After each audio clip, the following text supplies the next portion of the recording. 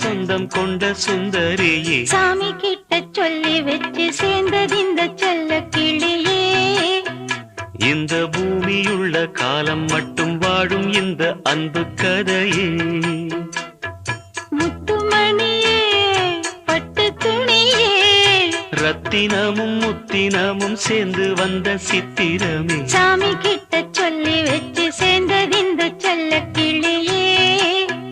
இந்த பூமியுள்ள காலம் மட்டும் வாழும் இந்த அன்பு கதையே.